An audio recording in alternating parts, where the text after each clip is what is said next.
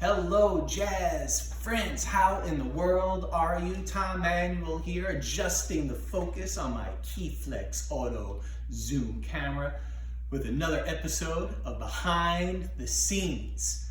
We are here at the Jazz Loft, New England's only premier venue solely dedicated to the American-born art form called jazz, celebrating through performance, education, and preservation this wonderful, uniquely American music. I am in our library on the second floor that houses some very special things, but I'm here this afternoon with this wonderful episode of Behind the Scenes when I dig into the archives to talk to you about someone that initially you might wonder, well, where there's a relationship to jazz. And that man's name is Chester Bloom. He was an artist who did this wonderful charcoal portrait that is behind me. He was born in 1917. He's Canadian, and his father was a journalist, a renowned newspaper correspondent actually, and a job that initially landed him a gig here in New York. Chester bounced around quite a bit as a kid from place to place following his father's career.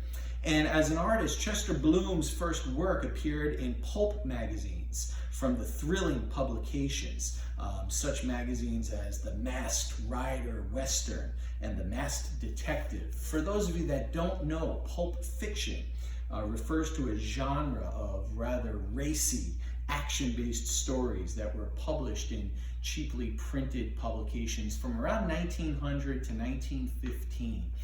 The term pulp was derived actually from the kind of cheap paper that these publications were printed on. Chester, in 1940, enrolled in the Art Student League on 57th Street in New York City. He was excelling there and gaining quite a reputation as a pulp artist when World War II broke out. He joined the Army. He actually had his training at Camp Upton in Yaphank here in Suffolk County out on Long Island, went overseas, fought in World War II, and upon his return settled in Greenwich Village. During that time, he worked for Martin Goodman's Stadium Publication Company to illustrate sports-themed pulp magazines like Sports Action and others.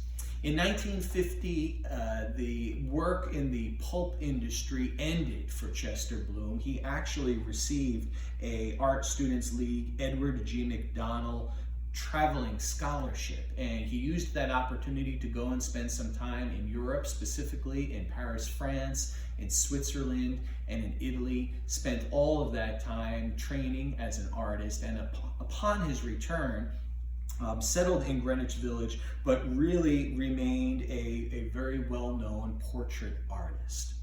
This wonderful portrait you see behind you is, if you haven't noticed, the rather unmistakable character we all know as Louis Armstrong. It actually came from the Milt Hinton estate, Milt being the wonderful, wonderful jazz bassist.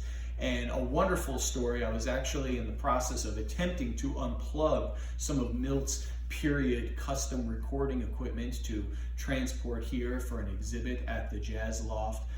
It was in his music room basement, which was in rather disrepair by the time I had gotten there. And here I am stuck in between a wall and a audio cabinet trying to unplug something in the dark, and there was this framed picture of some sort that I noticed, and I thought, well, let me take this out.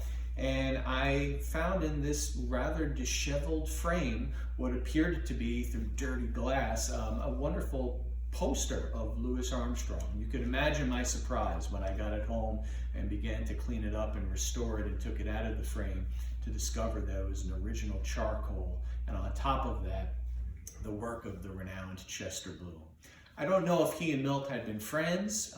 I know that Milt and Louis Armstrong were friends. Possibly Louis gave it to Milt, but it's a wonderful signed piece that hangs displayed in our research library here on the second floor of the Jazz Loft, a Louis Armstrong original Chester Bloom charcoal. Yet another interesting artifact hanging out amongst many in the 6,000 square foot museum we call the Loft. We hope that we see you here soon. We thank you again for checking out another one of our behind the scenes episodes, and we do hope to see you soon. Hey, in the meantime, don't forget to wind your camera. Don't forget to strike a pose. Don't forget to put your lens into focus, and we will see you soon.